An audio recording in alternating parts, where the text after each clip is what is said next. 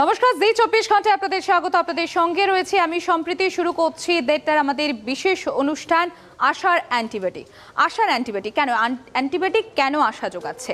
বিভিন্ন ভ্যাকসিন প্রস্তুতকারক সংস্থা তারা বলছে ভ্যাকসিনের সক্রিয়তা থাকছে মিনিমাম 3 মাস এবং তার বেশি 3 থেকে 4 মাস। কিন্তু যারা করোনা সার্ভাইভ করে গেছেন অলরেডি, যারা করোনা সার্ভাইভার, তাদের শরীরে যে অ্যান্টিবডিটা তৈরি হচ্ছে তার মেয়াদ দেখা যাচ্ছে আরও একটু বেশি। বিভিন্ন ধরনের গবেষণায় এরকমই তথ্য উঠে আসছে।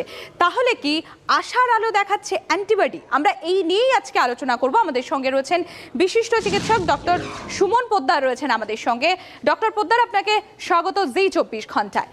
প্রথমেই যেটা আপনার কাছে জানতে চাইবো, যেটা নিয়েই আমাদের আজকের এই অনুষ্ঠান আশার অ্যান্টিবডি, তাহলে ভ্যাকসিনের পাশাপাশি করোনা সার্ভাইভারের বডিতে যে অ্যান্টিবডি তৈরি হচ্ছে সেটার মেয়াদ দেখা যাচ্ছে গবেষণাতে আর একটু হলেও বেশি। সেক্ষেত্রে কি তাহলে ডক্টর পোদ্দার আমরা এটা বলতে পারি যে আরেকটু আশা দেখাচ্ছে আমাদের অ্যান্টিবডি? দেখুন, ব্যাপারটাকে এইভাবে ঠিক বোঝার নয়। জিনিসটা এরকম, আমি একটু অন্য দিক থেকে বোঝাই তাহলে সুবিধা হবে। চিকেন পক্স আমরা সবাই জানি, তো চিকেন পক্স ভ্যাকসিন দিই, তখন সেই ভ্যাকসিনের এফিকেসি কিন্তু 100% হয় না। ভ্যাকসিন মানে কি? ভ্যাকসিন মানে শরীরে একটা আর্টিফিশিয়াল ইনফেকশনের মতো পরিস্থিতি তৈরি করা, যেখানে জীবাণুটা শরীরের কোনো ক্ষতি করতে পারবে না, কিন্তু তার বদলে আমার শরীরের ইমিউনিটি জীবাণুটাকে চিনে রাখবে, মেমোরি সেল তৈরি হয়ে থাকবে, যার ফলে ভবিষ্যতে ন্যাচারাল ইনফেকশন হলে আমার শরীর অলরেডি প্রাইমড থাকবে, তৈরি থাকবে, যে ইমিডিয়েট সৈন্য সামন্ত যেমন অ্যান্টিবডি তৈরি করে সেই ভাইরাসকে তখন সে আটকে দেবে। এটাই তো হচ্ছে যে কোনো ভ্যাকসিনের একটা মূল লক্ষ্য। তো চিকেন পক্সের ক্ষেত্রে আমরা কখনো কিন্তু 100% প্রোটেকশন পাই না ভ্যাকসিনের ক্ষেত্রে, কিন্তু যার একবার চিকেন পক্স হয়ে গেছে তার কিন্তু জীবনে সেকেন্ড বার চিকেন পক্স হওয়ার চান্সটা খুবই কম। অনেক সময় দেখা যায় যদিও বা সেকেন্ড বার হচ্ছে, সেটা অনেক বয়সে গিয়ে যখন তার ইমিউনিটি অলরেডি ডাউন হতে শুরু করছে তখন হয়তো দেখা গেল যে তার আবার পক্স হওয়ার চান্স থাকছে।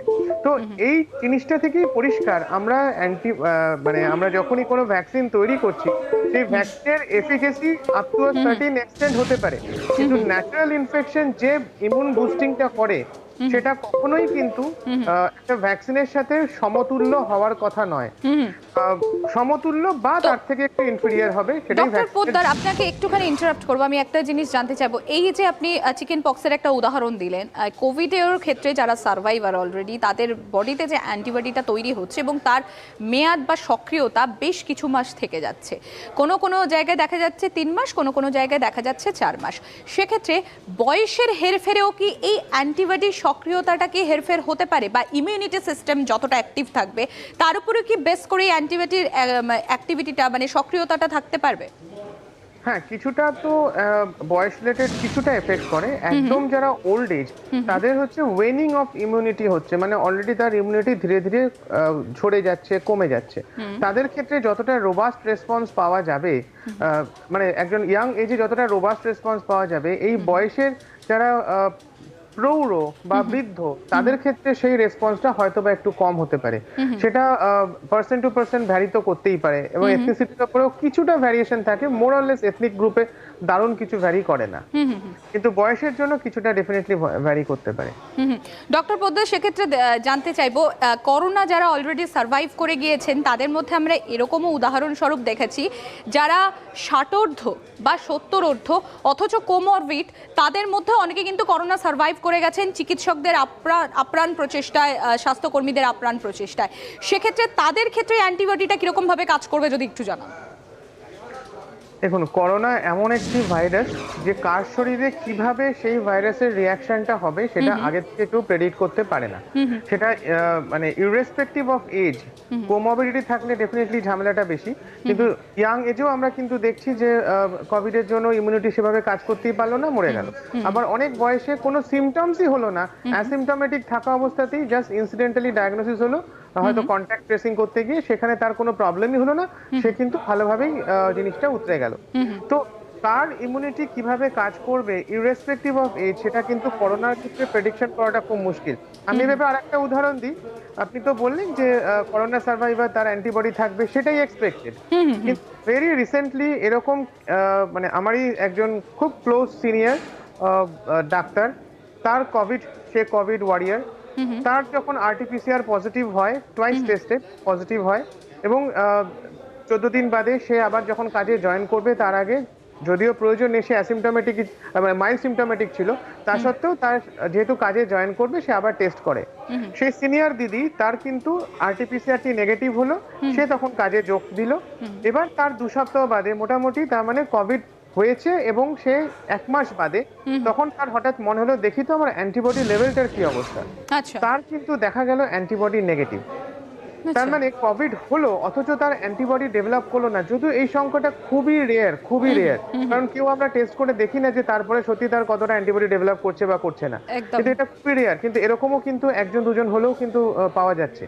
তো সুতরাং কার অ্যান্টিবডি কতটা রেসপন্স করবে, কার ইমিউনিটি কতটা রেসপন্স করবে, হ্যাঁ। এই জিনিসটা কিন্তু আগে থেকে প্রেডিকশন করা সম্ভব নয়। ওভারঅল বলা যায়, তো কোথাও তো একটা জেনারেল রুল থাকবে। তো ওভারঅল বলা যায় যে এটা কোভিড ওয়ারিয়ার তাদের অ্যান্টিবডি 3 থেকে 6 মাস মোটামুটি স্টে করে যাবে মিনিমাম, এটাকে ধরে নেওয়া যায়। আর যে ভ্যাকসিনের যেটা, ভ্যাকসিনও কিন্তু বলেনি যে 3 মাসের বেশি থাকবে না। ভ্যাকসিনে ওরা বলেছে মিনিমাম 3 মাস বলেছে। এক্স্যাক্টলি মিনিমাম 3 মাস। ওদের ক্ষেত্রেও কিন্তু 3 থেকে 6 মাস একটা ধরে নেওয়া যায়। তার থেকে পরবর্তী তার সুদূর প্রসারী কোনো এফেক্ট আছে কিনা, বা 6 মাসের পরে ন্যাচারাল ইনফেকশনে সেক্ষেত্রে বডি কিরকম রেসপন্স করবে কোভিড ওয়ারিয়ার বা ভ্যাকসিন যে নিয়েছে তার ক্ষেত্রে, সেটা কিন্তু এখনো পর্যন্ত আমাদের জানা নেই। সেই গবেষণা কিন্তু সেটা গবেষণা সাপেক্ষ। আচ্ছা ডক্টর পোদ্দার, আপনি যে একটু আগেই বললেন যে খুব স্বাভাবিক, এটা আমরা জেনারেলি করি না, কোনো কিছু থেকে আমরা সার্ভাইভ করে ওঠার পর সেটা করোনা বলুন, চিকেন পক্স বলুন, অ্যান্টিবডিটা কতটা তৈরি হয়েছে সেটা জেনারেলি আমরা কিন্তু সেই টেস্টে যাই না। তাহলে আপনার কি এটা সাজেশন যে যারা ধরুন করোনা সার্ভাইভার তাদের জন্য 3 মাস পর বা 4 মাস পর বা তার আগে অ্যান্টিবডিটা একবার টেস্ট করিয়ে নেওয়া দরকার? এটা কি আপনার সাজেশন, এটা কি আপনি সাজেস্ট করবেন? না, রুটিনলি এগুলোর কোনো দরকার নেই। এটা রুটিন জিনিসের মধ্যে পড়ে না। এরকম একটা দুটো আমার যে সিনিয়রের নামটা বললাম, নামটা বলিনি ইনফ্যাক্ট, যে সিনিয়রের কথা বললাম সেটা কিন্তু অ্যাবারেন্ট 1-2 জনের ক্ষেত্রেই হবে, এটা কিন্তু কমন রুল নয়। তো এটা দেখে এবার ভাবতে বসবো যে কোভিড হয়ে গেল সুতরাং আমার অ্যান্টিবডি ডেভেলপ করলো কিনা দেখবো, সেগুলোর খুব কিছু যৌক্তিকতা নেই। যদি আমার কোনো সমস্যা না হচ্ছে, আমি অ্যান্টিবডি কতটা আছে বা না আছে দুটোর ক্ষেত্রেই বলছি, যদি আমার অ্যান্টিবডি থাকেও বা তাতেও কি আমার পার্সোনাল প্রোটেক্টিভ গিয়ার্স আমি কি নামিয়ে ফেলতে পারি? তা কিন্তু পারি না। সুতরাং যখন আমাকে সবকিছু মেনেই চলতে হবে, হোয়াটস দ্য ইউজ? আমি জেনেই বা কি করবো আমার কতটা অ্যান্টিবডি লেভেল আমি নিয়ে ঘুরছি? অর্থাৎ নিশ্চিন্ত হওয়ার কোনো গ্রাউন্ড নেই সেক্ষেত্রে। ডক্টর পোদ্দার, আপনি আমাদের সঙ্গে থাকুন, আপনার কাছে আবারও আমি ফিরে আছি। ইতিমধ্যেই আমরা যোগাযোগ করতে পেরেছি ডক্টর শিবব্রত বন্দ্যোপাধ্যায়, তিনি উপস্থিত রয়েছেন আমাদের সঙ্গে। ডক্টর ব্যানার্জি, আপনাকে স্বাগত জি 24 ঘন্টায়। আজকে আমাদের এই বিশেষ অনুষ্ঠান যেটা নিয়ে, যে আশার আলো দেখাচ্ছে কি অ্যান্টিবডি, আশার অ্যান্টিবডি, অর্থাৎ বলা হচ্ছে বিভিন্ন ভ্যাকসিন প্রস্তুতকারক সংস্থা তারা বলছেন যে তাদের ভ্যাকসিনের যে সক্রিয়তা সেটা মিনিমাম 3 মাস থাকছে, মিনিমাম 3 মাস থাকছে। এদিকে দেখা যাচ্ছে ধরুন যারা করোনা সার্ভাইভার তাদের শরীরে যে অ্যান্টিবডিটা তৈরি হচ্ছে তার মেয়াদটা কোনো ক্ষেত্রে আরও একটু বেশি, 3 মাস থেকে 6 মাস পর্যন্ত। সেক্ষেত্রে যাদের ধরুন যারা করোনা সার্ভাইভ করেছেন সেক্ষেত্রে তাদের ক্ষেত্রে কি এই ভ্যাকসিনেশনেরটাকে তাৎক্ষণিক কি প্রয়োজন পড়বে না? কি বলেন আপনি, আপনার মতামত চাইবেন। করোনা ভাইরাস যখন আমাদের দেহে প্রবেশ করলে আমাদের দেহের ইমিউন সিস্টেমটা অন হয়ে গেল। ইমিউন সিস্টেমটা যখন অন হয়ে গেল তখন আমাদের দেহের ইমিউনিটি দুটো হাত ধরে চলে। একটা হাত হচ্ছে সেলুলার ইমিউনিটি, আর একটা হাত হচ্ছে হিউমারাল ইমিউনিটি। এখন বেসিক্যালি প্রথমে সেলুলার ইমিউনিটিটা একটা অ্যাক্টিভেটেড হয় এবং প্যারালালি অ্যান্টিবডি প্রোডাকশন স্টার্ট। এবারে এই অ্যান্টিবডি প্রোডাকশনটা আবার ওই সেলগুলো থেকেও তৈরি হয়, আর অর্থাৎ দুটো হাত একসঙ্গে কাজ করতে শুরু করে। যত দিন যায় সেলগুলো ওই ভাইরাসের এগেনস্টে অ্যান্টিবডি তৈরিটা শিখে যায় এবং সেটা তার স্মৃতির কোণে রেখে দেয়। এটাকে বলা হয় মেমোরাইজ করা, অর্থাৎ তুমি মেমোরি করি। তার মানে কি হলো, ভাইরাস ঢুকলো, সেল অ্যাক্টিভেটেড হলো, অ্যান্টিবডি তৈরি হওয়া শুরু হলো, সেল তার স্মৃতিশক্তিটা রেখে দিল। ভবিষ্যতে কখনো সেই অ্যান্টিজেন যদি আমার দেহে ঢোকে তাহলে অ্যান্টিবডি তৈরি হতে থাকে। একটা কথা মনে রাখবে, সবসময় যে অ্যান্টিবডি খুব হাই থাকতে হবে কোনো একটা পার্টিকুলার ভাইরাসের এগেইনস্টে তা নয়। আমার যেটা প্রধান প্রয়োজন, ওই ভাইরাসের স্মৃতিটা আমার দেহের ইমিউনিটি মনে রাখছে কি মনে রাখছে না সেটা সবচেয়ে ইম্পর্টেন্ট। অর্থাৎ আমি যেটা বোঝাতে চাইছি, ভাইরাস দেহে ঢুকে অ্যান্টিবডি তৈরি হলো, অ্যান্টিবডি সারা জীবন যে হাই থাকতে হবে এর কোনো অর্থ নেই। তোমার দেহের সেল, তার নিউক্লিয়াস, তার যে ডিএনএ, তারা যদি মনে রাখে এই ভাইরাসটা আমার দেহের মধ্যে বাইরে থেকে ঢুকছে এবং ক্ষতিকারক, এবং সে যখনই ঢুকবে সে তার সুইচ অন করে অ্যান্টিবডি তৈরি করতে শুরু করবে। কিন্তু এমন হতে পারে আমার দেহে অ্যান্টিবডিটা লো থাকছে, কিন্তু আমার মেমোরি সেল সেটা মেমোরাইজ করে রেখে দিয়েছে যে এই ভাইরাসটা খারাপ ভাইরাস। সুতরাং আমি তোমায় যেটা বোঝাতে চাইছি, সব সময় যে দেহে অ্যান্টিবডি হাই থাকতে হবে এবং সেটাই যে একটা শুধু মাপকাঠি কোনো একটা ভাইরাসের নিয়ন্ত্রণ করা, তা কিন্তু নয়। অ্যান্টিবডি তৈরি তখনই হবে যখন ভাইরাসটা ঢুকবে, এবং আমার দেহের সেলকে যদি আমি ভ্যাকসিনের দ্বারা মেমোরাইজ করে দিতে পারি যে এই জীবাণুটা ঢুকলে অ্যান্টিবডি তৈরি করে আমাকে প্রতিরক্ষা দিতে হবে, সেটাই কিন্তু আমাদের উদ্দেশ্য। আমাদের উদ্দেশ্য কিন্তু শুধু অনেক অ্যান্টিবডি তৈরি করে দেহকে প্রতিরক্ষা করা নয়। আমি ব্যাপারটা বোঝাতে পেরেছি তো? একেবারেই ডক্টর ব্যানার্জি, তো সেক্ষেত্রে আপনার কাছেই জানতে চাইবো, এই যে আপনি বলছেন যে যেটা মেমোরি রিড করতে পারবে, যেটা আপনি বললেন যে এটা অ্যান্টিজেন, এটা বডি শরীরের জন্য খারাপ, তো সেক্ষেত্রে এই যে বিষয়টা রিড আউট করার ব্যাপারটা, এটা কি অনেকটা বডি ইমিউনিটি সিস্টেমের উপর, বডি কতটা ইমিউন তার উপরও কি ডিপেন্ড করতে পারে? হ্যাঁ, 100 ভাগ, এবং 100 ভাগ এটা সত্য। তার আমি একটা সহজ উদাহরণ দিই তোমাকে। আমরা বেশ কিছু লিম্ফোমা কেস পাচ্ছি, যে কেসগুলোতে টি সেল লিম্ফোমা, আমরা বেশ কিছু আমাদের আন্ডারে ভর্তি হয়েছে, তারা গত 3 মাস ধরে কোভিড পজিটিভ থাকছে, তারা কখনো কোভিড নেগেটিভই হচ্ছে না। এটা তো একটা ছোট্ট প্রমাণ। এবং আমরা ডক্টর পোদ্দারও আমার সঙ্গে আমার মনে হয় সহমত হবেন, পার্টিকুলারলি ম্যালিগনেন্ট কেসগুলো, যে কেসগুলোতে আমাদের ধরো কেমোথেরাপি পায়, যারা খুব হাই ডোজ স্টেরয়েড পায়, যেগুলো রিমোটোলজিক্যাল আমাদের কেস, সেই কেসগুলোতে ওখানে সেলগুলো তো মেমোরাইজ করতে পারছে না হয়তো, অথবা টি সেলটা সাপ্রেসড হয়ে থাকছে, এবং সেক্ষেত্রে অ্যান্টিবডি প্রোডাকশনটা প্রপারলি হচ্ছে না, এবং অ্যান্টিবডি প্রোডাকশন প্রপারলি হচ্ছে না বলে ভাইরাসটা কখনো নেগেটিভই হচ্ছে না। সুতরাং আমার যেটা বক্তব্য সেটা হচ্ছে, আমাদের দেহে একটা নির্দিষ্ট অ্যামাউন্ট অফ অ্যান্টিবডি তাৎক্ষণিকভাবে দরকার ভাইরাসকে প্রতিরোধ করার জন্য। আবার আমার সেলের মধ্যে রিড করার জন্য মেমোরিটা দরকার, যে মেমোরিটা সারা জীবন রাখা দরকার, যে কোনো সময় ওই ভাইরাস বা ওই জাতীয় ভাইরাস ঢুকলে আমাদের দেহে অ্যান্টিবডির একটা বিশাল জোয়ার আসবে এবং ভাইরাসটা ধুয়ে যাবে। ডক্টর ব্যানার্জি এবং ডক্টর পোদ্দার, আপনাদের দুজনের কাছে আমার একটাই প্রশ্ন, তাহলে কি অ্যান্টিবডির উপর পুরোটা নিশ্চিন্ত হয়ে হাত ছেড়ে না বসে ভ্যাকসিন নেওয়াটা জরুরি?